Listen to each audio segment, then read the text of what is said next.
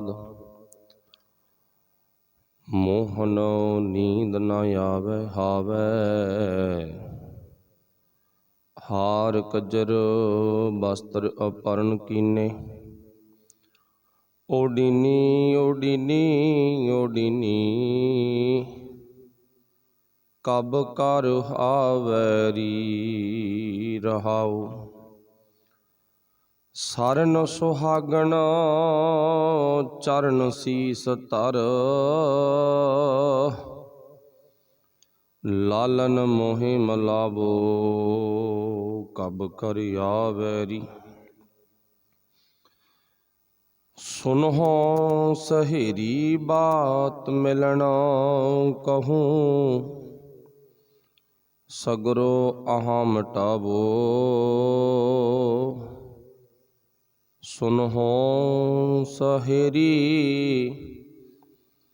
मिलन बात कहूँ, सगरो आहा मिटावो। तो कर ही लालनो पावो, तब रस मंगल गुण गावो। आनंद रूप त्यावो, नानक द्वार आयो, तो मह लालन पायो।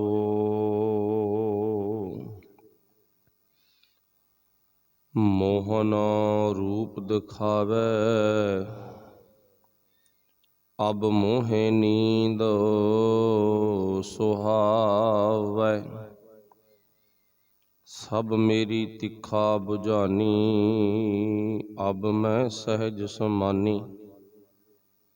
मीठी पिरै कहानी, मोहन लालन पायोरी। मीठी पिरै कहानी, मोहन लालन पायोरी। रहाउ दूजा।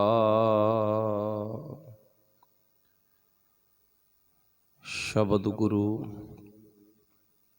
ਸਾਹਿਬ ਸ੍ਰੀ ਗੁਰੂ ਗ੍ਰੰਥ ਸਾਹਿਬ ਮਹਾਰਾਜ ਜੀ ਦੀ ਪਾਵਨ ਪਵਿੱਤਰ ਹਜ਼ੂਰੀ ਦੇ ਵਿੱਚ ਸੁਭਾਈਮਾਨ ਗੁਰੂ ਪਿਆਰਿਓ, ਆਪ ਸਾਰੇ ਸਤਿਕਾਰਯੋਗ ਧੰਨਤਾ ਦੇ ਯੋਗ ਹੋ, ਵਡਭਾਗੇ ਹੋ। ਆਓ ਗੁਰਬਾਣੀ ਵਿਚਾਰ ਸਮਝ ਗਏ,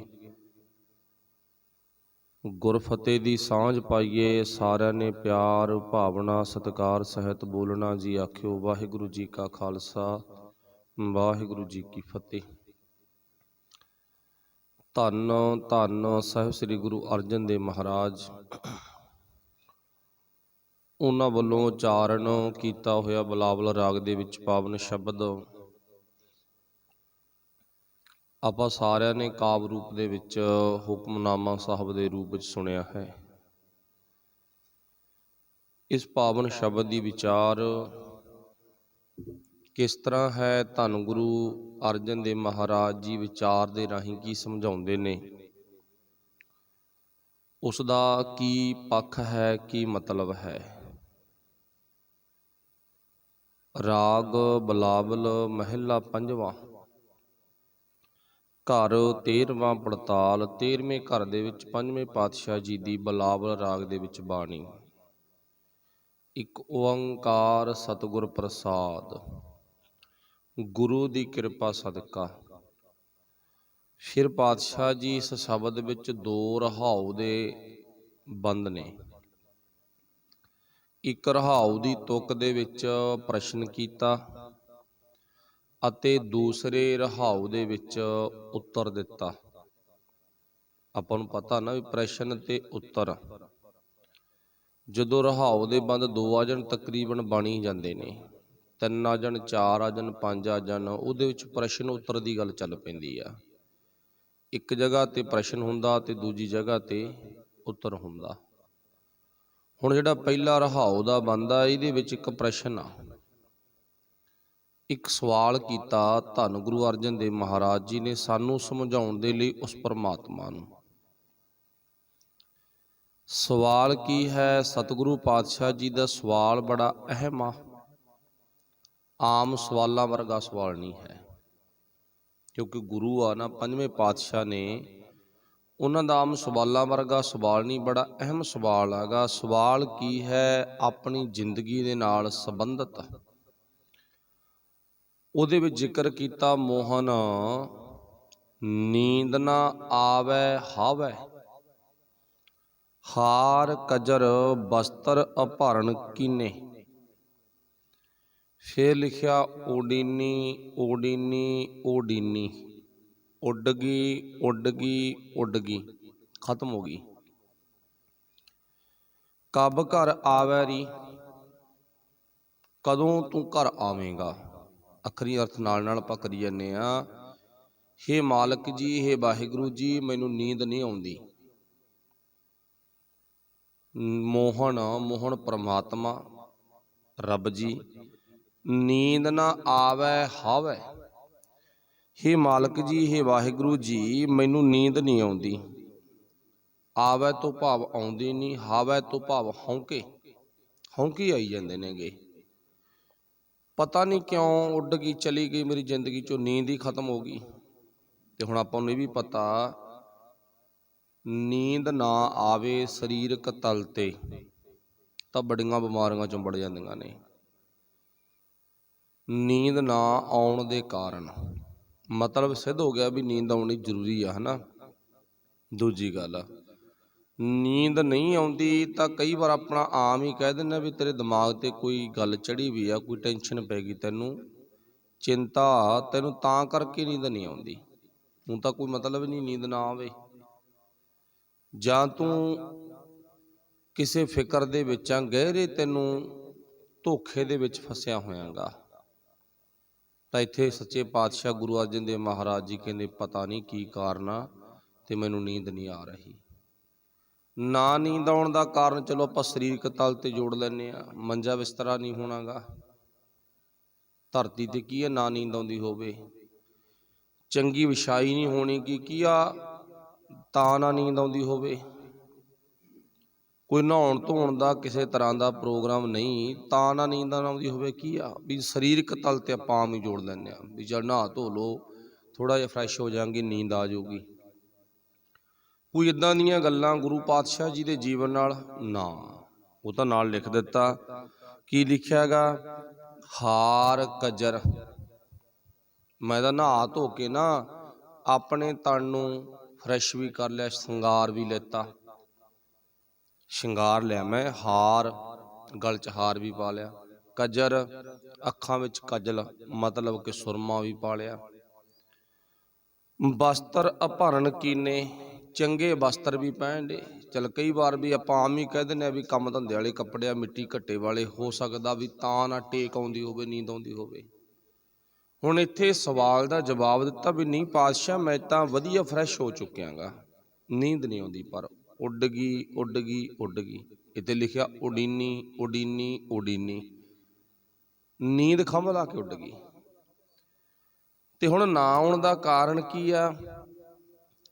ਇੱਕੋ ਇੱਕ ਕਾਰਨ ਹੈ। ਪੰਜਵੇਂ ਪਾਤਸ਼ਾਹ ਕਹਿੰਦੇ ਮੈਨੂੰ ਗੱਲ ਦਾ ਫਿਕਰ ਆ, ਮੇਰਾ ਮਾਲਕ ਮੇਰੇ ਹਿਰਦੇ ਰੂਪੀ ਘਰ 'ਚ ਕਦੋਂ ਪ੍ਰਵੇਸ਼ ਹੋਊਗਾ। ਬਸ ਸਵਾਲ ਆ। ਗੱਲਾਂ ਤਾਂ ਕਾਫੀ ਹੋ ਗਈਆਂ ਪਿੱਛੇ, ਨੀਂਦ ਨਹੀਂ ਆਉਂਦੀ, ਤਨ ਤੇ ਬਸਤਰ ਪਾ ਲਏ, ਰੋਟੀ ਪਾਣੀ ਛਕਿਆ ਹੋਇਆ ਹੈਗਾ, ਵਧੀਆ ਬਸਤਰ ਵੀ ਹੈ, ਵਧੀਆ ਬਿਸਤਰ ਵੀ ਹੈ, ਚੰਗੇ ਫਰੈਸ਼ ਹੋਏ ਵੇ ਆ, ਨਹਾਤੇ ਧੋਤੇ ਵੀ ਆ, ਪਰ ਫਿਰ ਵੀ ਨਹੀਂ ਆ ਰਹੀ। ਮਤਲਬ ਕੀ ਆ? ਨਾ ਆਉਣ ਦਾ ਕਾਰਨ ਕੀ ਆ? ਮੇਰੀ ਜ਼ਿੰਦਗੀ ਚੋਂ ਮੇਰਾ ਮਾਲਕ ਉੱਡ ਗਿਆ। ਹੁਣ ਇੱਥੇ ਆਪਾਂ ਉਦਾਹਰਨ ਕੀ ਬਣਾਵਾਂਗੇ ਵੀ ਜਾਂ ਤਾਂ ਪਤਨੀ ਤੇ ਪਤੀ ਦੀ ਆ ਉਦਾਹਰਨ, ਵੀ ਆਪਸ ਦੇ ਵਿੱਚ ਵਿਛੋੜਾ ਪੈ ਗਿਆ। ਪਤੀ ਵਿਦੇਸ਼ ਜਾ ਬੈਠਾ, ਪਤਨੀ ਘਰ ਹੈ, ਪਤਨੀ ਵਿਦੇਸ਼ ਜਾ ਬੈਠੀ, ਪਤੀ ਘਰ ਹੈ, ਨੀਂਦ ਉੱਡ ਗਈ। ਇਵੇਂ ਹੁੰਦਾ ਨਾ। ਜਾਂ ਮਾਂ ਧੀ, ਪਿਓ ਪੁੱਤ ਆਦਿਕ ਦੀ ਆਪਾਂ ਕਿਸੇ ਵੀ ਨਾਲ ਗੱਲ ਨਾਲ, ਰਿਸ਼ਤੇਦਾਰੀ ਨਾਲ ਮਿਲ ਸਕਦੇ ਹਾਂ, ਨੀਂਦ ਉੱਡ ਗਈ। ਮਾਂ ਪੁੱਤ ਦਾ ਵਿਛੋੜਾ ਪੈ ਗਿਆ, ਨੀਂਦ ਉੱਡ ਗਈ। ਆਪਾਂ ਨੂੰ ਪਤਾ ਨਾ, ਮਾਂ ਪੁੱਤ ਦੇ ਵਿਛੋੜੇ ਦਾ ਦੁੱਖ ਵੀ ਬਹੁਤ ਆ, ਬਹੁਤ ਜ਼ਿਆਦਾ। ਤੇ ਨੀਂਦ ਉੱਡ ਗਈ ਭਾਈ, ਉੱਡ ਗਈ ਨਾ, ਖਤਮ ਹੋ ਗਈ। ਦਸ਼ਰਥ ਡਿੱਗ ਮਹਿਲ ਤੋਂ ਹੀ ਮਰਿਆ, ਜਦੋਂ ਅੱਖਾਂ ਤੋਂ ਓਲੇ ਸੰਤਾਨ ਹੋ ਗਈ। ਉਹ ਵੀ ਮਹੱਲ ਤੋਂ ਡਿੱਗ ਕੇ ਮਰ ਗਿਆ, ਸਦਮਾ ਲੱਗ ਗਿਆ। ਪਿੰਡਾਂ ਦੇ ਵਿੱਚ ਆਮ ਕਹਾਣੀਆਂ ਵਾਪਰਦੀਆਂ। ਚਲੋ ਕਹਿਣ ਤੋਂ ਮੁਰਾਦ ਵੀ ਅਸੀਂ ਇਹ ਗੱਲ ਵੇਖਣੀ ਆ ਵੀ ਪੰਜਵੇਂ ਪਾਤਸ਼ਾਹ ਜੀ ਸਾਨੂੰ ਕੀ ਮੈਸੇਜ ਦਿੰਦੇ ਨੇ, ਸੁਨੇਹਾ ਦਿੰਦੇ ਨੇ। ਉਹ ਕਹਿੰਦੇ ਮੇਰੀ ਜ਼ਿੰਦਗੀ ਚੋਂ ਨਾ, ਜਾਣੀ ਕਿ ਉਂਗਲ ਪਾਤਸ਼ਾਹ ਨੇ ਆਪਣੇ ਵੱਲ ਕੀਤੀ ਆ, ਸਮਝਾਇਆ ਸਾਨੂੰ ਆ। ਹੁਣ ਗੁਰੂ ਕੋਲੋਂ ਪਰਮਾਤਮਾ ਨਹੀਂ ਵਿਛੜਿਆ, ਸਾਡੇ ਕੋਲੋਂ ਪਰਮਾਤਮਾ ਵਿਛੜ ਗਿਆ, ਸਾਨੂੰ ਸਮਝਾਇਆਗਾ। ਸਾਨੂੰ ਸਮਝਾਤਾ ਨਾ ਵੀ ਉਹ ਮਾਲਕ ਪਰਮਾਤਮਾ ਜੀ ਮੈਥੋਂ ਵਿਛੜ ਗਏ। ਕਬ, ਕਦੋਂ, ਘਰ, ਕਦੋਂ ਮੇਰੇ ਹਿਰਦੇ ਰੂਪੀ ਘਰ ਦੇ ਵਿੱਚ ਆਵੈ ਰੀ, ਕਦੋਂ ਆਏਗਾ ਰਹਾਓ। ਤੇ ਅੱਗੇ ਕੀ ਕਿਹਾਗਾ, ਸਰਨ ਸੁਹਾਗਣ ਚਰਨ ਸੀਸ ਧਰ, ਲਾਲਨ ਮੋਹਿ ਮਲਾਵੋ। हे ਮੇਰੇ ਲਾਲ, ਮੇਰੇ ਪਰਮਾਤਮਾ ਜੀ, ਜਦੋਂ ਤੂੰ ਮੈਨੂੰ ਮਿਲੇਗਾ,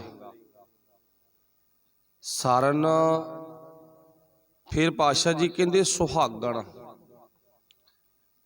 ਸੁਹਾਗਣ ਤਾਂ ਹੀ ਮੰਨਿਆ ਜਾਂਦਾ ਗਾ ਜੇ ਆਪਣੇ ਪਤੀ ਦੀ ਆਗਿਆਕਾਰ ਤੇ ਪਤੀ ਨਾਲ ਮਿਲਾਪ ਹੋਵੇ।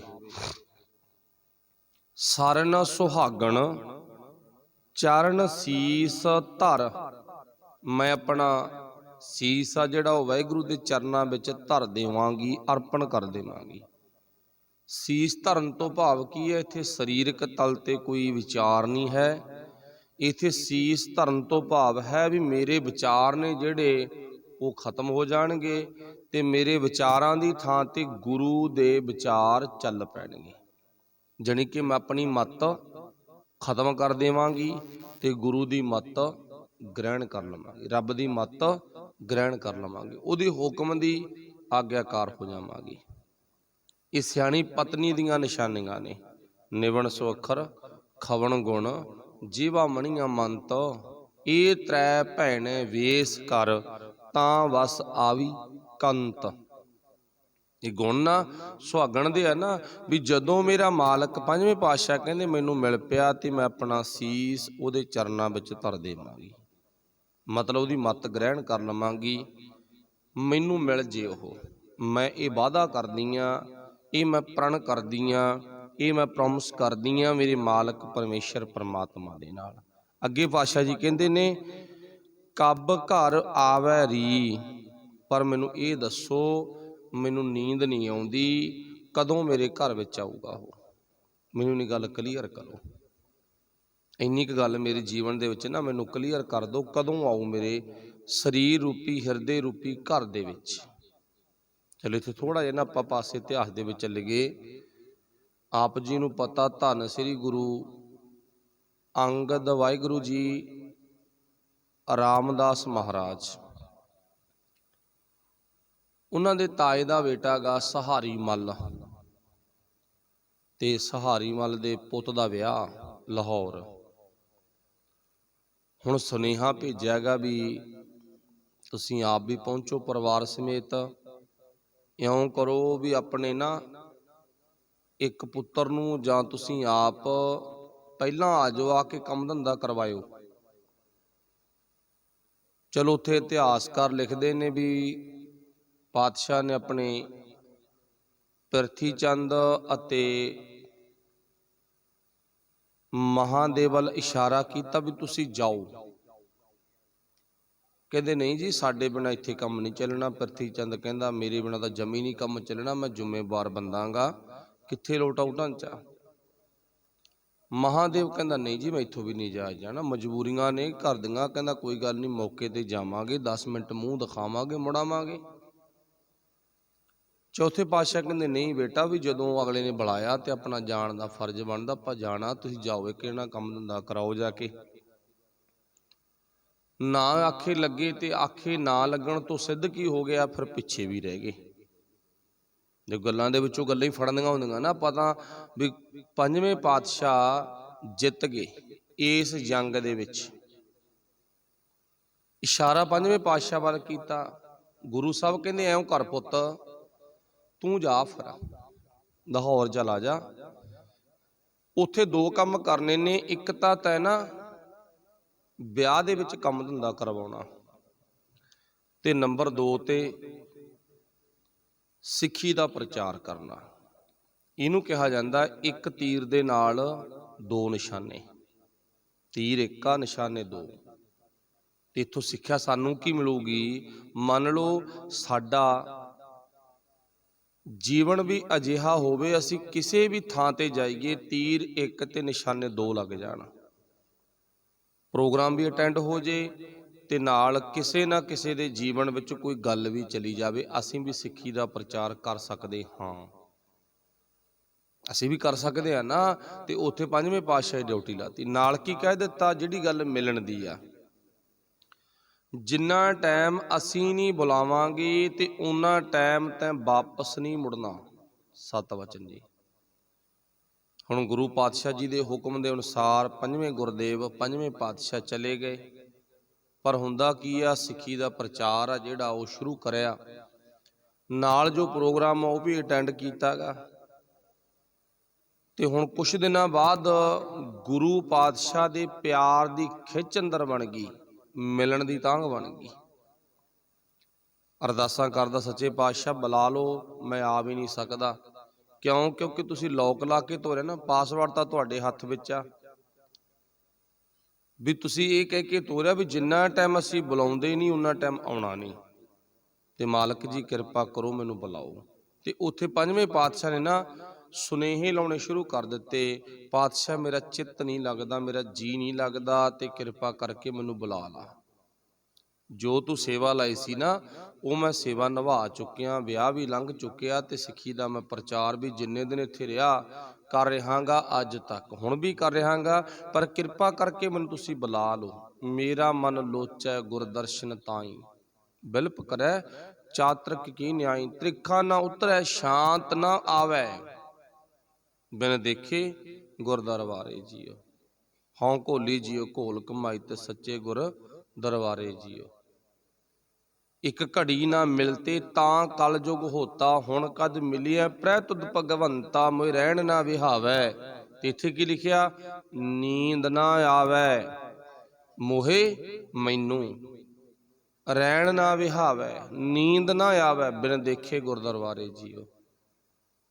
ਹੇ ਵਾਹਿਗੁਰੂ ਜੀ ਮੇਰੇ ਤੇ ਕਿਰਪਾ ਕਰੋ। ਇੱਦਾਂ ਹੀ ਸ਼ਬਦ ਹਜ਼ਾਰਿਆਂ ਦਾ ਜਿਹੜਾ ਪਾਠ ਆ, ਇਹਦੇ ਰਾਹੀਂ ਮੰਨਿਆ ਜਾਂਦਾ ਵੀ ਗੁਰੂ ਅਰਜਨ ਸਾਹਿਬ ਮਹਾਰਾਜ ਜੀ ਨੇ ਆਪਣੇ ਗੁਰੂ ਦੇ ਦਰਸ਼ਨਾਂ ਦੀ ਤਾਂਘ ਦੇ ਸੰਬੰਧ ਵਿੱਚ ਚਿੱਠੀਆਂ ਲਿਖੀਆਂ, ਪਰ ਉਹ ਚਿੱਠੀਆਂ ਗੁਰੂ ਕੋਲੇ ਨਹੀਂ ਸੀ ਪਹੁੰਚਦੀਆਂ, ਤੇ ਉਹ ਚਿੱਠੀਆਂ ਪ੍ਰਿਥੀ ਚੰਦ ਕੋਲੇ ਪਹੁੰਚ ਜਾਂਦੀਆਂ ਸੀ, ਉਹ ਸਾਈਡ ਤੇ ਕਰ ਦਿੰਦਾ ਸੀ।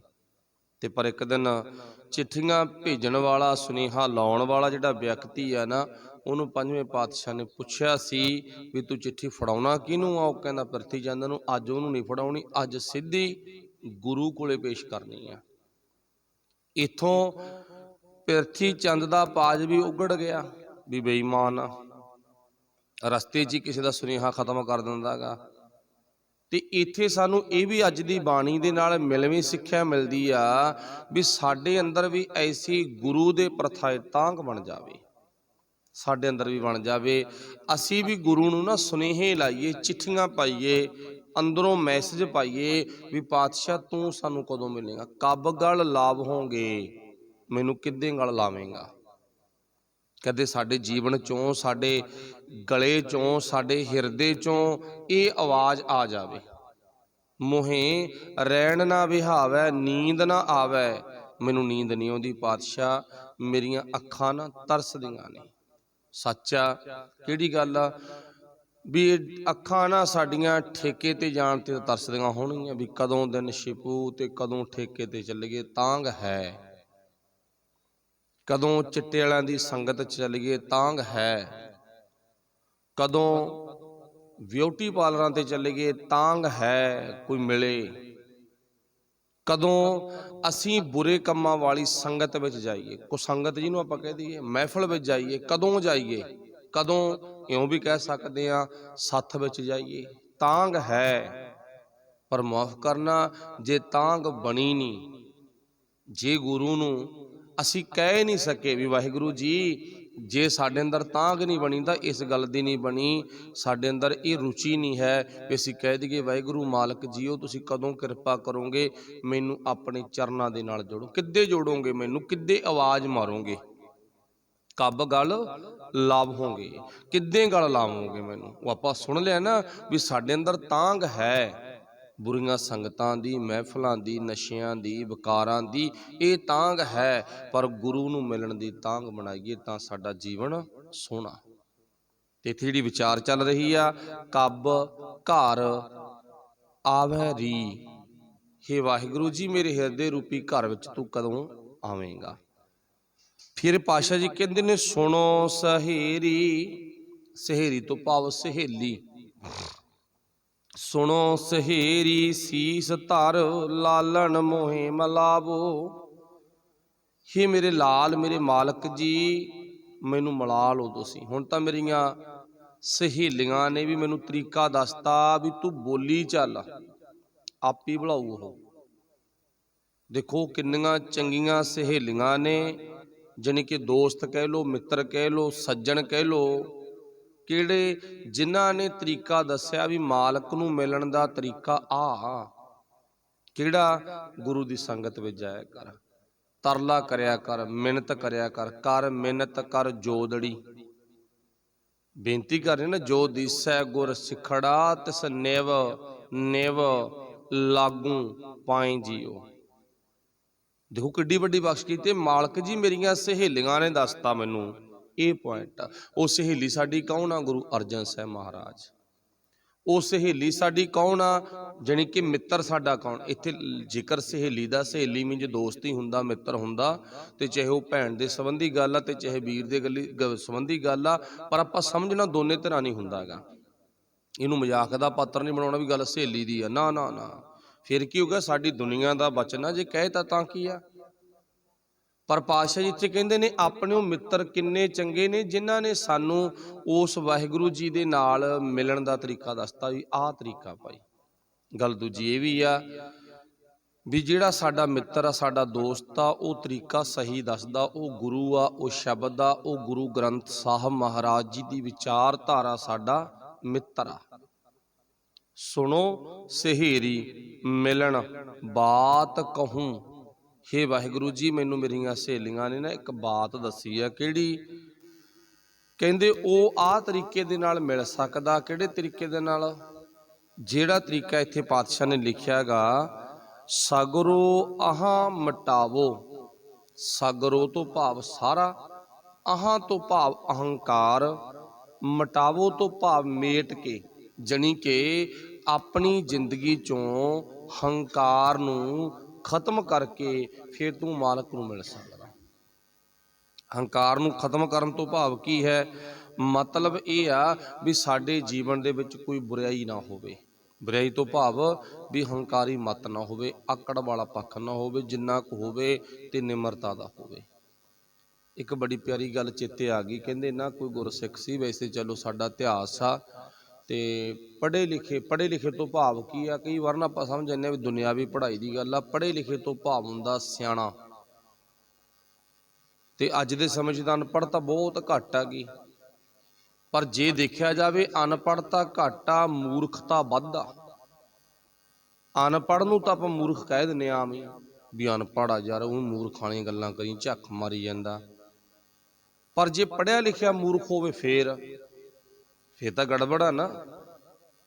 ਪਰ ਬਾਣੀ 'ਚ ਵੀ ਉਪਦੇਸ਼ ਦਿੱਤਾ ਪਾਤਸ਼ਾਹ ਨੇ, ਪੜ੍ਹਿਆ ਮੂਰਖ ਆਖੀਐ। ਗੱਲ ਨੂੰ ਕੱਲੀ ਨੂੰ ਆਪਾਂ ਮਤਲਬ ਸਮਝਣਾ ਹੀ ਹੁੰਦਾ ਗਾ। ਪਾਤਸ਼ਾਹ ਨੇ ਮੂਰਖ ਕਿਹਨੂੰ ਕਿਹਾ, ਪੜ੍ਹਿਆ ਤੋਂ ਭਾਵ ਸਿਆਣਾ। ਸਿਆਣੇ ਵੀ ਮੂਰਖ ਨੇ ਭਾਈ ਇੱਥੇ। ਪੜ੍ਹਿਆ ਮੂਰਖ ਆਖੀਐ ਕਿਉਂ, ਜਿੱਤ ਜਿਹਦੇ ਅੰਦਰ ਲੱਭ ਲੋਭ ਅਹੰਕਾਰਾ, ਜਿਹਦੇ ਅੰਦਰ ਲੱਭ ਲੋਭ ਹੈ, ਹੰਕਾਰ ਹੈ, ਉਹ ਭਾਵੇਂ ਜਿੰਨੀ ਮਰਜ਼ੀ ਵਡੇਰੀ ਉਮਰ ਦਾ, ਵੱਡੀ ਉਮਰ ਕਰਕੇ ਬੰਦੇ ਦੇ ਜੀਵਨ ਨਾਲ ਸਿਆਣਪ ਦਾ ਤੁਖਲਸ ਲੱਗ ਜਾਂਦਾ, ਪਰ ਉਹ ਹੈ ਮੂਰਖੀ। ਦਸ਼ਮੇਸ਼ ਪਿਤਾ ਨੇ ਆਪਣੇ ਜੀਵਨ ਦੇ ਦੌਰਾਨ ਆਨੰਦਪੁਰ ਸਾਹਿਬ ਦੀ ਧਰਤੀ ਤੇ, ਆਨੰਦਪੁਰ ਸ਼ਹਿਰ ਦੇ ਵਿੱਚੋਂ ਅਨਪੜ੍ਹਤਾ ਖਤਮ ਕਰਤੀ ਸੀ। ਦਸਵੇਂ ਪਾਤਸ਼ਾਹ ਨੇ ਆਨੰਦਪੁਰ ਸ਼ਹਿਰ ਦੇ ਵਿੱਚੋਂ ਨਾ ਅਨਪੜ੍ਹਤਾ ਖਤਮ ਕਰਤੀ ਸੀ। ਤੇ ਪਾਤਸ਼ਾਹ ਦੇ ਜੀਵਨ ਨਾਲ ਸੰਬੰਧਿਤ ਵਿਚਾਰ ਕੀ ਆ? ਅਨਪੜ੍ਹਤਾ ਦਾ ਸਫਾਇਆ। ਤੇ ਹੁਣ ਸਾਡਾ ਇੱਕ ਪ੍ਰਸ਼ਨ ਨੂੰ, ਪਾਤਸ਼ਾਹ ਪਰ ਸਕੂਲ ਕਿੱਥੇ ਜੇ ਆ, ਉਹ ਕਾਲਜ ਕਿੱਥੇ ਜੇ ਆ, ਯੂਨੀਵਰਸਿਟੀ ਕਿੱਥੇ ਜੇ ਆ? ਜਿਹੜੀ ਜੋ ਤੁਸੀਂ ਲੋਕਾਂ ਨੂੰ ਪੜ੍ਹਾਇਆ ਉਹ ਖੁਦ ਆਨੰਦਪੁਰ ਸਾਹਿਬ ਦਾ ਦਰਬਾਰ ਹੈ। ਉਹ ਕਾਲਜ, ਉਹ ਸਕੂਲ, ਉਹ ਯੂਨੀਵਰਸਿਟੀ ਆਨੰਦਪੁਰ ਸਾਹਿਬ ਦੀ ਧਰਤੀ ਤੇ ਆਨੰਦਪੁਰ ਸਾਹਿਬ ਦਾ ਗੁਰੂ ਦਰਬਾਰ ਹੈ। ਤੇ ਇਥੋਂ ਸਿੱਧ ਕੀ ਆ ਵੀ ਸਾਰੇ ਸਿਆਣੇ ਬਣਾਤੇ ਸੀ ਗੁਰੂ ਸਾਹਿਬ ਨੇ। ਬਹੁਤ ਘੱਟ ਲੋਕ ਸੀ ਜਿਨ੍ਹਾਂ ਦੇ ਜੀਵਨ 'ਚ ਮੂਰਖਤਾ, ਲੱਭ, ਲੋਭ, ਅਹੰਕਾਰ ਨਿਕਲਿਆ ਨਹੀਂ ਪਾਤਸ਼ਾਹ ਨੇ ਵਕਾਰਾਂ ਨਾਲੋਂ ਸਾਰਿਆਂ ਨੂੰ ਤੋੜਤਾ ਸੀ ਤੇ ਵਿਚਾਰਾਂ ਨਾਲ, ਸ਼ੁਭ ਵਿਚਾਰਾਂ ਨਾਲ ਜੋੜਤਾ ਸੀ। ਇੱਥੋਂ ਸਿੱਧ ਹੋ ਗਿਆ ਵੀ ਗੁਰੂ ਪਾਤਸ਼ਾਹ ਸਿਆਣੇ ਨੂੰ ਪੜ੍ਹਿਆ ਲਿਖਿਆ ਕਹਿੰਦੇ ਨੇ। ਸਿਆਣੇ ਨੂੰ ਦੁਨਿਆਵੀ ਪੜ੍ਹਾਈ ਤੇ ਪੜ੍ਹਿਆ ਲਿਖਿਆ ਆਪਾਂ ਆਮ ਕਹਿ ਦਿੰਦੇ ਆ, ਪਰ ਉਹ ਤਾਂ ਹੈ ਹੀ ਮੂਰਖ ਵਿਚਾਰਾ। ਪੜ੍ਹਿਆ ਮੂਰਖ ਆਖੀ ਆਪਾਂ ਪੁਆਇੰਟ ਲੈ ਲਿਆ। ਇੱਥੇ ਪਾਤਸ਼ਾਹ ਨੇ ਕਿਹਾ, ਕਹਿੰਦੇ ਅਸਲ ਦੇ ਵਿੱਚ ਉਸ ਮਾਲਕ ਪਰਮਾਤਮਾ ਦੇ ਨਾਲ ਉਹੀ ਮਨੁੱਖ ਆਪਣੇ ਜੀਵਨ ਦਾ ਨਾਤਾ ਜੋੜ ਸਕਦਾ ਜਿਹਨੇ ਆਪਣੀ ਜ਼ਿੰਦਗੀ ਚੋਂ ਹੰਕਾਰ ਖਤਮ ਕਰ ਦਿੱਤਾ। ਹੰਕਾਰ ਜ਼ਿਕਰ ਕੀ ਆ? ਪਾਤਸ਼ਾਹ ਕਹਿੰਦੇ ਸਗਰੋ ਅਹੰ ਮਟਾਵੋ। ਅਹੰ ਤੋਂ ਭਾਵ ਹੰਕਾਰ। ਹੰਕਾਰ ਨੂੰ ਮਿਟਾਉਣ ਦੇ ਨਾਲ ਉਸ ਪਰਮਾਤਮਾ ਦੇ ਨਾਲ, ਵਾਹਿਗੁਰੂ ਦੇ ਨਾਲ ਕਹਿ ਲਓ, ਗੁਰੂ ਦੇ ਨਾਲ ਕਹਿ ਲਓ, ਸਾਡੀ ਜ਼ਿੰਦਗੀ ਦਾ ਭਾਈ ਮਿਲਾਪ ਆ ਜਿਹੜਾ ਉਹ ਹੋ ਜਾਂਦਾ ਹੈ। ਤਉ ਘਰ ਹੀ ਲਾਲਣ ਆਇਓ। ਆਹ ਤਰੀਕਾ ਗਾ ਸਾਡੇ ਘਰ ਦੇ ਵਿੱਚ ਉਹ ਲਾਲਣ, ਜਾਣੀ ਕਿ ਲਾਲਣ ਤੋਂ ਭਾਵ ਪਰਮਾਤਮਾ ਆ ਜਾਂਦਾ। ਲਾਲਣ ਤੋਂ ਭਾਵ ਸੋਹਣਾ ਲਾਲ, ਕੀਮਤੀ ਲਾਲ, ਬੜਾ ਪਿਆਰਾ ਲਾਲ। ਇਹ ਸਾਡੇ ਘਰ ਦੇ ਵਿੱਚ ਨਾ ਹੰਕਾਰ ਨੂੰ ਖਤਮ ਕੀਤੇ ਆ ਜਾਂਦਾ। ਜਾਣੀ ਕਿ ਕਹਿਣ ਤੋਂ ਭਾਵ ਨਿਮਰਤਾ ਦੀ ਜਿਨ੍ਹਾਂ ਕੋਲ ਬਖਸ਼ਿਸ਼ ਹੈ ਉਹਨਾਂ ਦੀ ਜ਼ਿੰਦਗੀ ਦੇ ਵਿੱਚ ਪਰਮਾਤਮਾ ਦਾ ਮੇਲ ਮਿਲਾਪ ਹੋ ਜਾਂਦਾ ਹੈ। ਜਿਨ੍ਹਾਂ ਕੋਲੇ ਨਿਮਰਤਾ ਦੀ ਦਾਤ ਆ। ਤੇ ਨਿਮਰਤਾ ਤੋਂ ਭਾਵ ਸਮਝਣਾ, ਨਿਮਰਤਾ ਤੋਂ ਭਾਵ ਹੁੰਦਾ ਗਾ ਵੀ ਇਹ ਨਹੀਂ ਹੈ ਵੀ ਸਾਡਾ ਜੀਵਨ ਅੱਠੇ ਪਹਿਰ ਬਿਲਕੁਲ ਝੁਕਿਆ ਰਹੇ। ਜਿਵੇਂ ਆਪਾਂ ਆਮ ਹੀ ਕਹਿ ਦਿੰਦੇ ਆ ਵੀ ਕੁੱਤੇ ਦੀ ਪੂਛ ਵਾਂਗੂ ਨਾ ਲੱਤਾਂ 'ਚ ਨਹੀਂ ਜਾਣਾ। ਉਹ ਤਾਂ ਇੱਕ ਕਾਇਰਤਾ। ਤੇ ਨਿਮਰਤਾ ਤੋਂ ਭਾਵ ਕੀ ਹੈ? ਰਹਿਣਾ ਜੁਰਤ 'ਚ, ਰਹਿਣਾ ਅਣਖ 'ਚ, ਪਰ ਜੀਵਨ ਵਿੱਚ ਗੁਣ ਹੋਣ ਕਰਕੇ ਨਾ ਨੀਵੇਂ ਰਹਿਣਾ। ਬਸ ਸਿੱਖਾਂ ਦਾ ਮਨ ਨੀਵਾਂ, ਮੱਤ ਉੱਚੀ। ਮੱਤ ਨੂੰ ਉੱਚੀ ਕਰਕੇ ਮਨ ਨੂੰ ਨੀਵਾਂ ਰੱਖਣਾ। ਮਨ ਉੱਚਾ ਤੇ ਮੱਤ ਨੀਵੀਂ ਰੱਖਣੀ। ਮੱਤ ਨੀਵੀਂ ਤੇ ਮਨ ਉੱਚਾ ਰੱਖਣਾ, ਇਹ ਹੰਕਾਰ ਹੈ। ਇਹ ਹੰਕਾਰ ਦੀ ਭਾਵਨਾ ਨਾ ਸੁਭਾਗ ਆ। ਫਿਰਦੀ ਫਿਰਦੀ ਦਹਿ ਦਿਸਾਂ ਜਲ ਪਰਬਤ ਬਨਰਾਏ, ਜਿੱਥੈ ਡਿਠਾ ਮਿਰਤਕੋ ਇੱਲ ਬੈਠੀ ਆਏ। ਹੁਣ ਚੰਦਰੀ ਚੜ੍ਹ ਤਾਂ ਬਹੁਤ ਉੱਚੀ ਗਈ, ਉਹ ਪਹਾੜਾਂ ਤੇ ਬਾਗੀ, ਵੱਡੇ ਵੱਡੇ ਸਮੁੰਦਰਾਂ ਨੂੰ ਵੀ ਪਾਰ ਕਰੇ। ਉਹਦੀ ਉਡਾਨ ਬਹੁਤ ਤਕੜੀ ਆ ਨਾ। ਫਿਰਦੀ ਫਿਰਦੀ ਦਹਿ ਦਿਸ ਜਲ ਪਰਬਤ ਬਨਰਾਏ। ਪਰ ਚੰਦਰੀ ਦਾ ਸੁਭਾਅ ਮਾੜਾ। ਜਿੱਥੇ ਡਿੱਠਾ, ਜਿੱਥੇ ਉਹ ਵਹਿੰਦੀ ਆ, ਜਿੱਥੇ ਉਹਨੂੰ ਮੁਰਦਾਰ ਦਿੰਦੀ ਆ ਤੇ ਉੱਥੇ ਡਿੱਗ ਪੈਂਦੀ ਆ। ਉੱਥੇ ਡਿੱਗ ਪੈਂਦੀ। ਜਿੱਥੇ ਡਿੱਠਾ ਮਿਰਤ ਕੋ, ਮਰਿਆ ਹੋਇਆ। ਇੱਲ ਬੈਠੀ ਆਏ। ਹੁਣ ਇਹਦਾ ਭਾਵ ਕੀ ਹੋਊਗਾ? ਚਲੋ ਇੱਲ ਦਾ ਸੁਭਾਅ, ਇੱਲ ਦਾ ਸੁਭਾਅ ਅਸੀਂ ਨਹੀਂ ਬਣਾਇਆ ਵੀ ਬੰਦੇ ਨੇ ਉਹਦਾ ਸੁਭਾਅ ਤਿਆਰ ਕੀਤਾ ਗਾ। ਇੱਲ ਦਾ ਸੁਭਾਅ ਪਰਮੇਸ਼ਰ ਪਰਮਾਤਮਾ ਵੱਲੋਂ ਹੀ ਆ ਵੀ ਉਹਨੇ ਮਾਸ ਖਾਣਾ, ਮੁਰਦਾਰ ਖਾਣੀ ਆ, ਮੁਰਦਾਰ 'ਚ ਠੂੰਗਾ ਮਾਰਨੀਆਂ ਨੇ। ਉਹਦਾ ਇੱਕ ਇਸ਼ਾਰਾ ਲੈਤਾ ਉੱਥੋਂ ਗੁਰੂ ਪਾਤਸ਼ਾਹ ਨੇ ਸਮਝਾਇਆ ਸਾਨੂੰ ਆ, ਸੱਜਣਾ ਕਿਤੇ ਇੱਲ ਵਾਲੀ ਸੋਚ ਨਾ ਬਣਾ ਲਈ। ਤੂੰ ਸਰੀਰ ਕਰਕੇ ਨਾ ਬਹੁਤ ਉੱਚਾ ਚੜ੍ਹ ਜਾਵੇਂ। ਸਰੀਰ ਕਰਕੇ ਇਸ਼ਾਰਾ ਹੀ ਕਾਫੀ ਹੈ ਨਾ, ਬੜਾ ਹੀ ਉੱਚਾ। ਵੇਖਣ ਵਾਲਿਆਂ ਨੂੰ ਲੱਗਦਾ ਗੁਰਮੁਖ ਪਿਆਰਾ, ਰੱਬ ਦਾ ਪਿਆਰਾ, ਪਰ ਕਿਤੇ ਸੋਚ ਨਾ ਹੰਕਾਰੀ, ਬਕਾਰੀ ਭਾਵਨਾ ਤੇ ਨਾ ਖੜੀ ਹੋਵੇ। ਕਿਤੇ ਨਾ ਮੁਰਦਾਰ ਤੇ ਨਾ ਤੂੰ ਖੜਾ ਹੋਵੇ। ਇੰਨਾ ਕੁ ਧਿਆਨ ਰੱਖੀ। ਤਾਈਓ ਕਿਹਾ ਸਗਰੋ ਆਹਾਂ ਮਟਾਵੋ। ਫਿਰ ਅੱਗੇ ਕਹਿੰਦੇ ਨੇ ਤਉ ਘਰ ਹੀ ਲਾਲਣ ਪਾਵੋ। ਤਾਂ ਫਿਰ ਮੇਰੇ ਹਿਰਦੇ ਰੂਪੀ ਘਰ ਦੇ ਵਿੱਚੋਂ ਮੈਨੂੰ ਲਾਲਣ ਪਰਮਾਤਮਾ ਦਾ ਮਿਲਾਪ ਹੋ ਜਾਵੇਗਾ। ਤਬ ਰਸ ਮੰਗਲ ਗੁਣ ਗਾਵੋ, ਆਨੰਦ ਰੂਪ ਧਿਆਵੋ, ਨਾਨਕ ਦੁਆਰੈ ਆਇਓ, ਤਉ ਮੈਂ ਲਾਲਣ ਪਾਇਓ। ਫਿਰ ਇੱਥੇ ਕੁਛ ਕੁ ਗੱਲਾਂ ਮੇਰੇ ਮਾਲਕ ਨੇ ਇਉਂ ਦਰਜ ਕੀਤੀਆਂ। ਗੱਲ ਚੱਲਦੀ ਆ ਪਰਮਾਤਮਾ ਪ੍ਰਭੂ ਦੇ ਮਿਲਾਪ ਦੀ। ਮਾਲਕ ਦੇ ਮਿਲਾਪ ਦੀ ਗੱਲ ਚੱਲਦੀ ਨੇ। ਕਿਵੇਂ ਹੋਵੇਗਾ?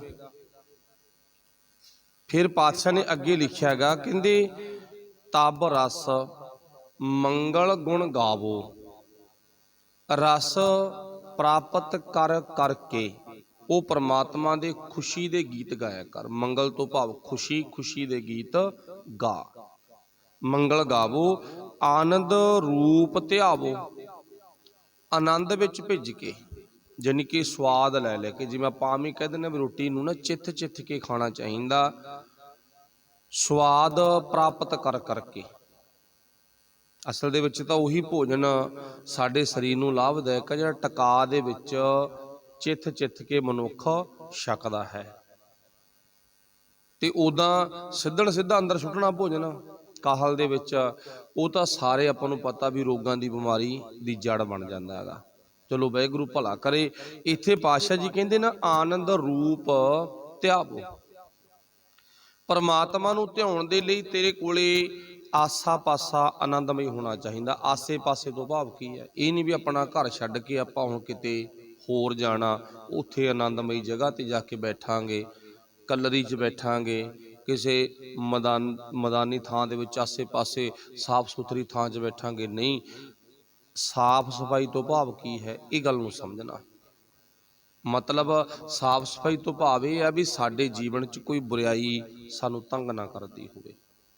जिवें मक्खी है ना, टिके हुए बंदे नूं बार बार तंग करती है। कई बार देखदे आपां साडे तन ते आके ना वो बार बार अटैक करदी है। बंदा उदों टका दे विच बैठा होया हल जांदा भी बड़ा तंग करदी है। कई बार ना बंदे नूं जदों टका दे विच बैठ के मालक दी गल सुनन दा, समझण दा जां करन दा, बोलण दा वक्त मिले तां उदों बकार मक्खी दे रूप च आके बार बार तंग करन लग जांदे ने। बकार इहनूं कहा गा, बकारां वाला माहौल ना बनिया होवे, बकारां वाला माहौल ना बनिया होवे। भाव की है, तेरे आस पास जानी कि शरीर दे सुरत दे इर्द गिर्द इर्द गिर्द ना कोई किसी तरह का भी गलत गैर कानूनी सुपना ना तैनूं आउंदा होवे, विचार ना आउंदे होण। इउं टिक पाई, इउं ना आनंद विच भिज के मालक दी बाणी नूं पढ़िया गाया कर। शरीर भावें तेरा जिथे मर्जी आ, कोई चक्कर नहीं, पर सुरत मन ध्यान ये तेरा मालक नाल आनंदमई पक्ष ते जुड़िया होए। फिर पातशाह कहंदे ने नानक द्वारा आयो, नानक कह रहा फिर तू मालक दे द्वारे मन सकदे भी आ गया। जो टका होण लग गया ना, अंदरों बकारा रूपी मक्खी तंग करनों हट गई, फिर तू नानक दे दर ते आके पास हो जावेगा। प्रभ मिलने की ये निशानी, मन एको त्रिपतासे, मन एको सच्चा सदा त्रिपतासे। फिर लिखा की आ, प्रभ मिलने दी, प्रभु नूं मिलन दी इको एक निशानी आ। मन एको सच्चा, मन विच एक सच्चे दा ध्यान होवे बस। सदा त्रिपतासे, त्रिपतासे तो भाव की है, तू किसी भी तरह का अपने दिमाग दे विच सुपना ना लैंदा होवे, कोई सुपना ना आउंदा होवे। सुपने तो भाव समझदे ना आपां, जिवें मान लो भी सानू लगी आ भुख,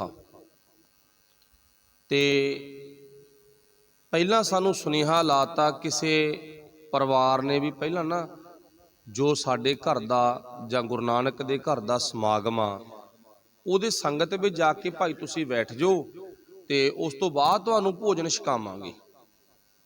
हुण सुपना की आऊ, ध्यान मार के वेखो। सुपना ये आऊगा, कदों बाबा बोलणों हटे ते कदों मैं रोटी दे नेड़े होवां, कदों मैं जलेबियां दे नेड़े पकौड़ियां दे नेड़े होवां। ध्यान च गल वागी ना।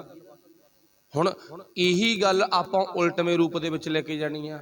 साडियां अखां दे विच तृप्ति होवे, ये ना होवे संगत विच आ गए, भैण जां भरा दोनां लई संदेश गुरु दा इक्को ही आ। भी अखां दे विच भटकना ना होवे भी कौन ਕਿਹੋ ਜੇ ਤਨ ਤੇ ਕੱਪੜੇ ਪਹਿਨ ਕੇ ਆਇਆ, ਕਿਹੋ ਜਿਹਾ ਕੁਛ ਕਰਕੇ ਆਇਆ, ਇਹ ਭਾਵਨਾ ਨਹੀਂ। ਅੰਦਰ ਸੁਣਨ ਦੀ, ਗਲਤ ਮੈਸੇਜ ਲੈਣ ਦੀ ਭਾਵਨਾ ਨਾ ਹੋਵੇ। ਫਿਰ ਕਿਹਾ ਜਾਂਦਾ ਮਨ ਤੇਰਾ ਤ੍ਰਿਪਤਿਆ ਹੋਵੇ, ਜਾਣੀ ਕਿ ਰੱਜਿਆ ਹੋਵੇ, ਚਾਰ ਚੁਫੇਰਿਓ। ਦੇਖੋ ਗੁਰੂ ਸਾਹਿਬ ਨੇ ਨਾ ਬਹੁਤ ਸੋਹਣੀਆਂ ਸੋਹਣੀਆਂ ਵਿਚਾਰਾਂ ਸਾਨੂੰ ਦਿੱਤੀਆਂ। ਰੱਜਣ ਤੋਂ ਭਾਵ ਕੀ ਹੈ ਵੀ ਭੋਜਨ ਨਾਲ ਤੇਰਾ ਪੇਟ ਭਰਿਆ ਹੋਣਾ ਚਾਹੀਦਾ, ਵੀ ਜਾਣੀ ਕਿ ਤੈਨੂੰ ਭਾਵਨਾ ਨਾ ਹੋਵੇ ਪਿੱਛੇ ਕੁਛ ਛਕਣ ਦੀ।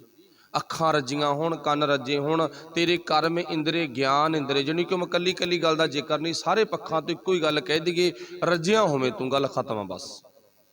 ਤੇ ਤਾਈਓ ਸਾਨੂੰ ਮਾਲਕ ਨੇ ਨਾ ਗ੍ਰਸਤੀ ਜੀਵਨ ਦਿੱਤਾ ਗਾ। ਤੇ ਸਾਡੇ 9 ਗੁਰੂ ਨੇ, ਸਾਰੇ ਵਿਆਹੇ ਹੋਏ ਨੇ, ਬੱਚਿਆਂ ਵਾਲੇ ਨੇ, ਇੱਕ ਕੇਵਲ 8ਵੇਂ ਪਾਤਸ਼ਾਹ ਧੰਨ ਗੁਰੂ ਹਰਿਕ੍ਰਿਸ਼ਨ ਸਾਹਿਬ ਮਹਾਰਾਜ ਨੂੰ ਛੱਡ ਕੇ, ਮਤਲਬ ਤ੍ਰਿਪਤ ਨੇ ਉਹ, ਕਿਸੇ ਵੀ ਤਰ੍ਹਾਂ ਦੀ ਉਹਨਾਂ ਅੰਦਰ ਭੁੱਖ ਨਹੀਂ ਹੈ। ਉਹ ਮਾਲਕ ਦੀ, ਪਰਮਾਤਮਾ ਦੀ ਬਖਸ਼ਿਸ਼ ਆ। ਇਹਨੂੰ ਕਿਹਾ ਜਾਂਦਾ ਵੀ ਤੇਰਾ ਮਨ ਨਾ ਰੱਜਿਆ ਹੋਵੇ, ਮਨ ਰੱਜਿਆ ਹੋਵੇ, ਮਨ 'ਚ ਫੁਰਨਾ ਨਾ ਆਵੇ। ਤਾਈਓ ਗੁਰੂ ਨੇ ਸਿਧਾਂਤ ਬਣਾਇਆ ਸੀਗਾ, ਪਹਿਲਾਂ ਪੰਗਤ, ਪਾਛੈ ਸੰਗਤ। ਪਹਿਲਾਂ ਤੋਂ ਇੱਧਰ ਜਾ ਕੇ ਨਾ ਭੋਜਨ ਖਾ ਕੇ ਆਈ, ਬਾਅਦ 'ਚ ਤੇਰੀ ਮਰਜ਼ੀ ਹੈ, ਲੋੜ ਪਈ ਸ਼ਕਲ ਹੀ ਨਹੀਂ ਰਹਿਣ ਦੀ। ਪਹਿਲਾਂ ਭੋਜਨ ਛਕਿਆ ਤੇ ਫਿਰ ਟਕਾ ਦੇ ਵਿੱਚ ਬੈਠ ਕੇ ਨਾ ਗੁਰੂ ਦੀ ਗੱਲ ਸੁਣ ਕੇ ਜਾਈ, ਭਜਨ ਕਰਕੇ ਜਾਈ। ਪਹਿਲਾਂ ਭੋਜਨ ਕਰਕੇ ਆ, ਫਿਰ ਭਜਨ ਕਰਕੇ ਆਈ। ਇੱਕ ਗੱਲ ਹੋਰ ਛੋਟੀ ਜੀ, ਜੇ ਕੋਈ ਕਵੇ ਆਓ ਭਾਈ ਤੁਹਾਨੂੰ ਮੈਂ ਨਾ ਰੋਟੀ ਛਕਣ ਦਾ ਤਰੀਕਾ ਦੱਸਾਂ, ਤੇ ਆਪਾਂ ਹੀ ਕਹਾਂਗੇ ਪਤਾ ਸਾਨੂੰ, ਇਹੀ ਕਹਾਂਗੇ, ਸਾਰਿਆਂ ਨੂੰ ਪਤਾ, ਕੁਦਰਤੀ ਗੱਲ ਆ, ਬੱਚੇ ਨੂੰ ਵੀ ਪਤਾ। ਤੇ ਜੇ ਕੋਈ ਕਵੇ ਆ ਜਾਓ ਭਾਈ ਤੁਹਾਨੂੰ ਮੈਂ ਭਜਨ ਕਰਨ ਦਾ ਤਰੀਕਾ ਦੱਸਾਂ, ਫਿਰ ਉਧਰ ਨੂੰ ਅਸੀਂ ਜਾਵਾਂਗੇ। ਕਿਉਂ ਜਾਵਾਂਗੇ? ਅਸੀਂ ਵੇਖਾਂਗੇ ਵੀ ਕੀ ਆ, ਕੋਈ ਬਾਬੇ ਕੋਲੇ ਸਪੈਸ਼ਲ ਤਰੀਕਾ ਹੋਵੇ ਤੇ ਜਿਹੜਾ ਭਜਨ ਕਰਨ ਦਾ ਤਰੀਕਾ ਦੱਸਦਾ ਗਾ। ਜਿਵੇਂ ਸਾਨੂੰ ਭੋਜਨ ਕਰਨ ਦਾ ਤਰੀਕਾ ਨਾ, ਤੇ ਭਜਨ ਕਰਨ ਦਾ ਵੀ ਤਰੀਕਾ ਹੋਣਾ ਚਾਹੀਦਾ। ਤਰੀਕਾ ਕੀ ਆ? ਪਹਿਲਾਂ ਭੋਜਨ ਹੋ ਗਿਆ ਤੇ ਫਿਰ ਭਜਨ ਤਾਂ ਆਪਣੇ ਆਪ ਚੱਲ ਪੂ ਜਦੋਂ ਬੰਦਾ ਰੱਜ ਗਿਆ। ਤੇ ਇਸੇ ਰੱਜੀ ਹੋਈ ਅਵਸਥਾ ਨੂੰ ਗੁਰੂ ਸਾਹਿਬ ਨੇ ਕਿਹਾ ਰੱਬ ਨੂੰ ਮਿਲਣ ਦੀ ਇਹ ਨਿਸ਼ਾਨੀ ਆ ਸਭ ਤੋਂ ਵੱਡੀ। ਬੰਦੇ ਅੰਦਰ ਕੋਈ ਲੋਭ ਨਹੀਂ, ਕੋਈ ਲਾਲਚ ਨਹੀਂ, ਕੋਈ ਪਰਾਏ ਤਨ ਦਾ, ਕੋਈ ਪਰਾਏ ਧਨ ਦਾ, ਕਿਸੇ ਵੀ ਚੀਜ਼ ਦਾ ਅੰਦਰ ਕੋਈ ਖਿਆਲ ਨਹੀਂ ਹੈ।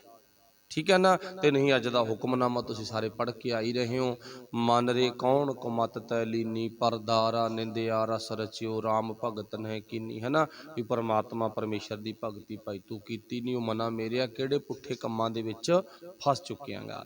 ਚਲੋ ਇੱਥੇ ਪਾਤਸ਼ਾਹ ਨੇ ਕਿਹਾ ਫਿਰ ਭਾਈ ਤਉ ਮੈਂ ਲਾਲਣ ਪਾਇਓ। ਆਹ ਤਰੀਕੇ ਦੇ ਨਾਲ ਉਹ ਪਰਮਾਤਮਾ ਦਾ ਮਿਲਾਪ ਹੋ ਜਾਂਦਾ। ਸਾਡੇ ਅੰਦਰ ਕਿਸੇ ਤਰ੍ਹਾਂ ਦੀ ਸਾਨੂੰ ਭੁੱਖ ਨਾ ਸੰਤਾਵੇ, ਅਸੀਂ ਅੰਦਰੋਂ ਰੱਜੇ ਹੋਈਏ, ਬਕਾਰਾਂ ਰੂਪੀ ਮੱਖੀ ਸਾਨੂੰ ਤੰਗ ਨਾ ਕਰੇ।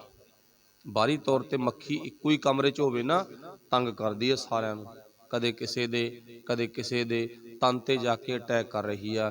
ਇਵੇਂ ਜਿਵੇਂ ਬਕਾਰਾਂ ਦੀ ਜਿਹੜੀ ਮੱਖੀ ਆ ਉਹ ਬੰਦੇ ਨੂੰ ਭਾਈ ਤੰਗ ਕਰਦੀ ਹੈ, ਬਸ ਉਹਨੂੰ ਆਪਾਂ ਖਤਮ ਕਰ ਦਈਏ। ਇਹ ਮਾਲਕ ਨੂੰ ਮਿਲਣ ਦੀ ਨਿਸ਼ਾਨੀ ਆ। ਮੋਹਨ ਰੂਪ ਦਿਖਾਵੈ, ਅਬ ਮੋਹ ਹੈ ਨੀਂਦ ਸੁਹਾਵੈ। ਹੁਣ ਆਰੰਭਤਾ ਕਿੱਥੋਂ ਹੋਈ ਸੀ? ਮੋਹਨ ਨੀਂਦ ਨਾ ਆਵੈ ਹਾਵੈ। ਹੁਣ ਗੁਰੂ ਸਾਹਿਬ ਨੇ ਪ੍ਰਸ਼ਨ ਕੀਤਾ ਸੀ, ਐ ਮੇਰੇ ਮਾਲਕ ਪਰਮਾਤਮਾ ਜੀ ਮੈਨੂੰ ਨੀਂਦ ਨਹੀਂ ਆਉਂਦੀ। ਮੋਹਨ ਰੱਬ, ਨੀਂਦ ਨਾ ਆਵੈ ਹਾਵੈ। ਫਿਰ ਕੀ ਲਿਖਿਆ ਸੀ? ਹਾਰ ਕਜਰ ਬਸਤਰ ਅਭਰਨ ਕੀਨੇ।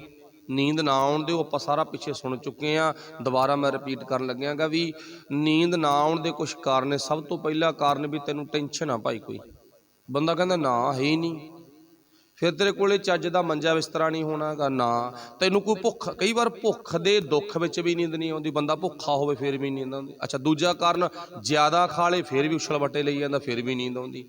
ਇੱਦਾਂ ਦੇ ਕਾਰਨ ਹੋਣਗੇ ਤੇ ਉਹ ਇੱਥੇ ਲਿਖਤਾ ਨਹੀਂ, ਹਾਰ ਕੱਜਰ ਬਸਤਰ ਅਭਰਨ ਕੀਨੇ। ਮੈਂ ਤਾਂ ਚਾਰ ਚਫੇਰਿਓਂ ਊਣਾ ਨਹੀਂ ਭਰਿਆ ਹੋਇਆ ਪਰ ਨੀਂਦ ਨਹੀਂ ਆ ਰਹੀ। ਮਤਲਬ ਕਾਰਨ ਉਹ ਮਾਲਕ ਦਾ ਮਿਲਾਪ ਨਹੀਂ ਹੈ। ਤੇ ਇੱਥੇ ਕੀ ਲਿਖਿਆ ਹੈਗਾ? ਫਿਰ ਪਾਤਸ਼ਾਹ ਜੀ ਕਹਿੰਦੇ ਅਬ ਮੋਹੇ ਨੀਂਦ ਸੁਹਾਵੈ।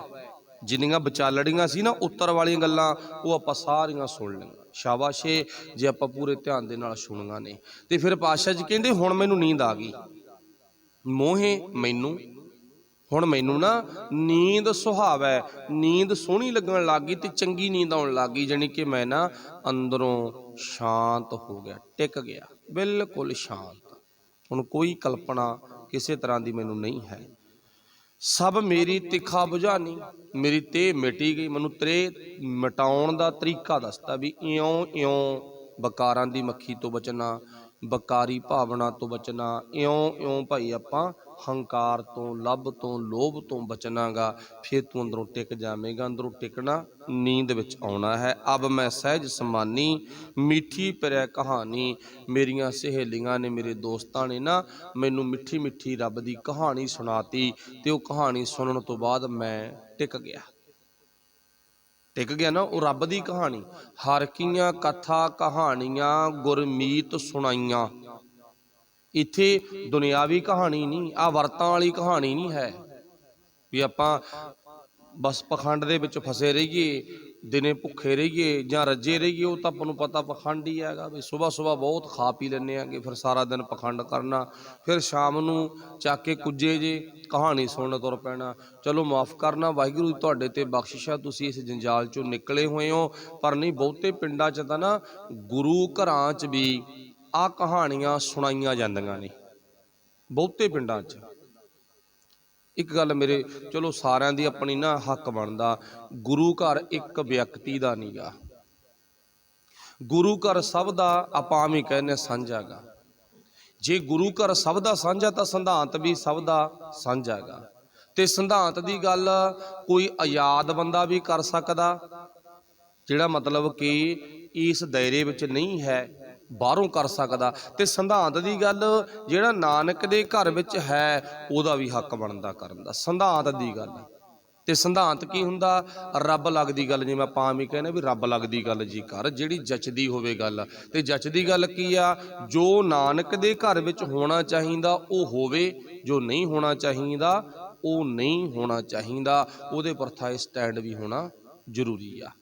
ਸਟੈਂਡ ਮੰਨ ਲਓ, ਉਦਾਹਰਨ, ਜੇ ਕੋਈ ਇੱਥੇ ਆ ਜਾਏ ਉੱਥੇ ਅੱਡੇ ਤੇ ਆਪਣੇ ਤੇ ਆ ਕੇ ਕਵੇ ਵੀ ਮੈਂ ਨਾ 5-7 ਡੱਬੇ ਸ਼ਰਾਬ ਦੇ ਲੈ ਕੇ ਆਇਆ, ਵੀਰ ਬਣ ਕੇ ਹੋਕਾ ਦੇਈ ਨਾ ਭਲਾ, ਇਹ ਸਿਧਾਂਤ ਤੋਂ ਬਾਹਰ ਦੀ ਗੱਲ ਆ ਨਾ। ਜੇ ਕੋਈ ਕਵੇ, ਅੱਛਾ ਜੇ ਤਾਂ ਮੇਰੇ ਵਰਗੇ ਨੇ, ਹੁਣ ਮੰਨ ਲਓ ਵੀ ਕੋਈ ਨਾ ਕੋਈ ਲੋਭ ਲਾਲਚ ਦਾ ਆਦੀ ਹੋਣਾ, ਕੋਈ ਕੁਛ ਲੈਣਾ ਗਾ, ਫਿਰ ਤਾਂ ਬੋਲਾਂਗੇ, ਪੱਕਾ ਪੱਕਾ ਬੋਲਾਂਗੇ। ਤੇ ਜੇ ਨਹੀਂ ਆਦੀ ਹਾਂ ਤੇ ਫਿਰ ਆਪਾਂ ਜਵਾਬ ਦੇਵਾਂਗੇ ਵੀ ਨਹੀਂ ਭਾਈ। ਤੇ ਜੇ ਫੋਨ ਕਰਾਵੇ ਕਿਸੇ ਤੋਂ ਵੀ ਆਹ ਲੈ ਭਾਈ ਫੋਨ ਕਰਤਾ ਤੇ ਹੁਣ ਤਾਂ ਤੂੰ ਬੋਲ ਦੇ, ਇਹ ਸਿਧਾਂਤ ਦੀ ਗੱਲ ਆ ਵੀ ਨਹੀਂ, ਇਹ ਕੁਛ ਨਹੀਂ ਬੋਲਿਆ ਜਾਣਾ। ਕੋਈ ਮੰਨ ਲਓ ਪਿੰਗਲਵਾੜੇ ਦੇ ਨਾਂ ਤੇ ਮੰਗਤਾ ਆ ਗਿਆ ਨਾ, ਮੰਗਤਾ ਆ ਕੇ ਕਵੇ ਵੀ ਮੈਂ ਪਿੰਡ ਚੋਂ ਨਾ ਟੋਟੇ ਖੇਸ ਦੇ ਰਜਾਈਆਂ ਇਕੱਠੀਆਂ ਕਰਨੀਆਂ, ਦਾਣਾ ਫੱਕਾ ਇਕੱਠਾ ਕਰਨਾ, ਬੋਲ ਦੋ। ਹੁਣ ਸੰਗਤ ਜੀ ਤੁਸੀਂ ਜਵਾਬ ਦਿਓ ਵੀ ਬੋਲਣਾ ਚਾਹੀਦਾ ਕਿ ਨਹੀਂ ਬੋਲਣਾ ਚਾਹੀਦਾ। ਮੰਨ ਲਓ ਵੀ ਆਪਾਂ ਬੋਲ ਦਈਏ, ਤੁਸੀਂ ਸਰਟੀਫਿਕੇਟ ਲੈ ਲਿਆ ਵੀ ਗੁਰੂ ਘਰੋਂ ਆਵਾਜ਼ ਆਈ ਆ ਵੀ ਭਾਈ ਹਾਂ ਵਾਕਈ ਇਹ ਵਿਚਾਰੇ ਪਿੰਗਲਵਾੜੇ ਤੋਂ ਜਾਂ ਕਿਸੇ ਹੋਰ ਸੰਸਥਾ ਤੋਂ ਮੰਗਣ ਆਏ ਨੇ, ਤੇ ਕੋਈ ਗੜਬੜ ਹੋ ਜੇ। ਬੜੇ ਪਿੰਡਾਂ ਵਿੱਚ ਗੜਬੜਾਂ ਹੁੰਦੀਆਂ ਨਾ, ਫਿਰ ਜ਼ਿੰਮੇਵਾਰ ਕੌਣ ਆ? ਠੀਕ ਆ, ਜ਼ਿੰਮੇਵਾਰੀ ਅਗਲਾ ਲੈ ਲੈਂਦਾ ਜੀ, ਮੈਂ ਪਿੰਡ ਦਾ ਮੋਹਤਵਾਰ ਬੰਦਾ, ਮੇਰੀ ਜ਼ਿੰਮੇਵਾਰੀ। ਸਵਾਹ ਜ਼ਿੰਮੇਵਾਰੀ ਇਹ ਵੀ ਜਦੋਂ ਸਿਧਾਂਤ ਦੀ ਨਹੀਂ ਪਤਾ ਸਾਨੂੰ। ਮਤਲਬ ਜਿਹੜੀ ਗੱਲ ਗੁਰੂ ਨਾਨਕ ਪਾਤਸ਼ਾਹ ਦੇ ਘਰ 'ਚ ਹੋਣੀ ਚਾਹੀਦੀ ਆ ਉਹ ਇੱਥੇ ਹੋਣੀ ਚਾਹੀਦੀ ਆ, ਜਿਹੜੀ ਨਹੀਂ ਹੋਣੀ ਚਾਹੀਦੀ ਉਹ ਨਹੀਂ ਹੋਣੀ ਚਾਹੀਦੀ। ਇਹਨੂੰ ਕਿਹਾ ਜਾਂਦਾ ਗੁਰੂ ਨਾਨਕ ਦਾ ਸਿਧਾਂਤ ਤੇ ਪਹਿਰਾ ਦੇ ਭਾਈ। ਤੇ ਉਹ ਗੱਲਾਂ ਸਾਨੂੰ ਸਾਰਿਆਂ ਨੂੰ ਸਮਝਣੀਆਂ ਚਾਹੀਦੀਆਂ ਨੇ। ਇੱਕ ਲਾਸਟ ਜੀ ਗੱਲ ਇਹੀ ਆ, ਲੱਗੂ ਤਾਂ ਕੌੜੀ ਜੀ, ਆਪਾਂ ਸਾਰੇ ਨਾ ਆਪਣੇ ਘਰਾਂ ਦੇ ਵਿੱਚ ਕਹਿ ਲਓ, ਗੁਰੂ ਨਾਨਕ ਸਾਹਿਬ ਦੇ ਘਰ ਨੂੰ ਕੀ ਕਹਿੰਦੇ ਆ? ਕੋਈ ਤੁਹਾਡੇ ਜੋ ਜਿੰਨੇ ਕਾਫੀ ਸੰਗਤ ਬੈਠੀ ਆ, ਸਾਰੇ ਆਪਾਂ ਇਹ ਨਹੀਂ ਕਹਿੰਦੇ ਵੀ ਇਹ ਕਿਸੇ ਇੱਕ ਬੰਦੇ ਦਾ ਘਰ ਆ, ਨਹੀਂ ਕਹਿੰਦੇ, ਹੈ ਨਾ। ਜੇ ਕਿਸੇ ਘਰ ਦੀ ਗੱਲ ਕਰੀਏ ਨਾ, ਭਾਈ ਮੈਂ ਗੁਰਦਿਆਲ ਸਿੰਘ ਦੇ ਘਰੇ ਜਾਣਾ, ਉੱਥੇ ਇੱਕ ਬੰਦੇ ਦਾ ਨਾਂ ਆ ਗਿਆ, ਗੁਰਦਿਆਲ ਸਿੰਘ ਦਾ ਨਾਂ ਆ ਗਿਆ। ਮੈਂ ਮੁਖਤਿਆਰ ਸਿੰਘ ਦੇ ਘਰ ਜਾਣਾ, ਇੱਕ ਦਾ ਨਾਂ ਆ ਗਿਆ। ਤੇ ਜੇ ਕਿਸੇ ਨੇ ਗੁਰੂ ਵੱਲ ਉਂਗਲ ਕੀਤੀ ਆ ਤੇ ਫਿਰ ਆਪਾਂ ਕਹਾਂਗੇ ਗੁਰੂ ਦਾ ਘਰ, ਗੁਰਦੁਆਰਾ ਸਾਹਿਬ ਜਾਂ ਗੁਰੂ ਘਰ ਕਹਾਂਗੇ ਨਾ, ਤੇ ਇਹਨੂੰ ਗੁਰੂ ਘਰ ਕਿਹਾ ਜਾਂਦਾ, ਗੁਰਦੁਆਰਾ ਸਾਹਿਬ ਕਿਹਾ ਜਾਂਦਾ। ਇਹਨੂੰ ਹੋਕਾ ਘਰ ਕੋਈ ਵੀ ਨਹੀਂ ਕਹਿੰਦਾ। ਕੋਈ ਇਹਦੇ ਨਹੀਂ ਪੁੱਛ ਕਹਿੰਦਾ ਮੈਂ ਹੋਕਾ ਘਰ ਜਾਣਾਗਾ, ਤੇ ਹੋਕਾ ਦੇਣ ਦਾ ਕਿਹਦਾ ਕੰਮ ਹੁੰਦਾ ਗਾ? ਚੌਂਕੀਦਾਰ ਦਾ ਹੁੰਦਾ ਨਾ। ਤੇ ਚੌਂਕੀਦਾਰ ਹੋਕਾ ਦੇਵੇ ਭਾਈ, ਉਹ ਚਾਹੇ ਕੋਈ ਵੀ ਆ, ਉਹਦਾ ਆਪਣਾ ਫਰਜ਼ ਹੈਗਾ। ਹਾਂ ਉਹ ਇੱਕ ਅਲੱਗ ਗੱਲ ਆ, ਭਰਪੇ ਤੌਰ ਤੇ ਸਭ ਕੁਝ ਹੋ ਰਿਹਾ ਗਾ, ਪਰ ਇਸ ਗੱਲ ਨੂੰ ਸਮਝਣ ਦੀ ਲੋੜ ਆ ਅੱਜ ਸਾਨੂੰ ਵੀ ਮਤਲਬ ਇਹ ਗੁਰੂ ਦਾ ਘਰ ਆ, ਗੁਰੂ ਦੇ ਘਰ ਨੂੰ ਗੁਰੂ ਦਾ ਘਰ ਰਹਿਣ ਦਈਏ, ਗੁਰੂ ਦੇ ਘਰ ਨੂੰ ਹੋਕਾ ਘਰ ਨਾ ਬਣਾਈਏ। ਗੁਰੂ ਦੇ ਘਰ ਨੂੰ ਗੁਰੂ ਦਾ ਘਰ ਰਹਿਣ ਦੇ। ਤੇ ਬਾਣੀ ਦੇ ਵਿੱਚੋਂ ਕੀ ਲਿਖਿਆ ਗਾ, ਹਰ ਕੀਆਂ ਕਥਾ ਕਹਾਣੀਆਂ ਗੁਰਮੀਤ ਸੁਣਾਈਆਂ। ਇੱਥੇ ਹਰੀ ਦੀ ਗੱਲ ਹੁੰਦੀ ਆ, ਨਾ ਕਾ ਇੱਥੇ ਵਰਤਾਂ ਦੀ ਗੱਲ। ਤੇ ਉਹ ਆਪਣੀ ਗੱਲ ਵਰਤਾਂ ਤੋਂ ਚੱਲੀ ਸੀ। ਬਹੁਤੇ ਗੁਰਦੁਆਰੇ ਨੇ ਜਿੱਥੇ ਮੇਰੇ ਵਰਗੇ ਬਾਬੇ ਨਾ ਗ੍ਰੰਥੀ ਵਰਤਾਂ ਦੀਆਂ ਕਹਾਣੀਆਂ ਸੁਣਾਉਂਦੇ ਨੇ ਤੇ ਬੀਬੀਆਂ ਸੁਣਨ ਵੀ ਜਾਂਦੀਆਂ ਨੇ। ਸ਼ਾਬਾਸ਼ ਉਹਨਾਂ ਬੀਬੀਆਂ ਦੇ ਤੇ ਸ਼ਾਬਾਸ਼ ਭਾਈ ਉਹਨਾਂ ਗ੍ਰੰਥੀਆਂ ਦੇ। ਕਹਿਣਾ ਪਊਗਾ ਆਪਾਂ ਨੂੰ, ਸ਼ਾਬਾਸ਼ ਆ। ਬਹੁਤ ਛੋਟੀ ਲੈਣ ਆ, ਰੱਬ ਦੇ ਆਸ਼ਿਕਾਂ ਦੀ ਬੜੀ ਵੱਡੀ ਲੈਣ ਆ। ਰੱਬ ਨਾਲੋਂ ਟੁੱਟੇ ਹੋਇਆਂ ਦੀ ਆਪਾਂ ਰੱਬ ਨਾਲ ਜੁੜੀਏ। ਲਾਸਟ ਵਿੱਚ ਪਾਤਸ਼ਾਹ ਜੀ ਕਹਿੰਦੇ ਨੇ, ਮਿੱਠੀ ਪਿਰੈ ਕਹਾਣੀ। ਰੱਬ ਦੀ ਗੱਲ ਨਾ ਮੈਨੂੰ ਬੜੀ ਮਿੱਠੀ ਲੱਗਦੀ ਆ। ਮਿੱਠੀ ਪਿਰੈ, ਪਿਰੈ ਤੋਂ ਭਾਵ ਮਾਲਕ ਰੱਬ। ਰੱਬ ਦੀ ਕਹਾਣੀ ਮੈਨੂੰ ਬੜੀ ਸਵਾਦ ਲੱਗਦੀ ਆ। ਮੋਹਨ ਲਾਲਣ ਪਾਇਓ ਰੀ। ਹੁਣ ਮੈਨੂੰ ਨੀਂਦ ਵੀ ਆ ਗਈ ਤੇ ਮੈਂ ਆਪਣੇ ਮਾਲਕ ਨੂੰ ਵੀ ਪਾ ਲਿਆ। ਭੁੱਲਾਂ ਦੀ ਖਿਮਾ। ਸਭ ਦਾ ਧੰਨਵਾਦ। ਵਾਹਿਗੁਰੂ ਭਲਾ ਕਰੇ। ਇਸੇ ਤਰ੍ਹਾਂ ਆਪਾਂ ਗੁਰੂ ਨਾਨਕ ਪਾਤਸ਼ਾਹ ਦੀ ਵਿਚਾਰਧਾਰਾ ਨਾਲ ਜੁੜੇ ਰਹੀਏ ਜੀ। ਵਾਹਿਗੁਰੂ ਜੀ ਕਾ ਖਾਲਸਾ, ਵਾਹਿਗੁਰੂ।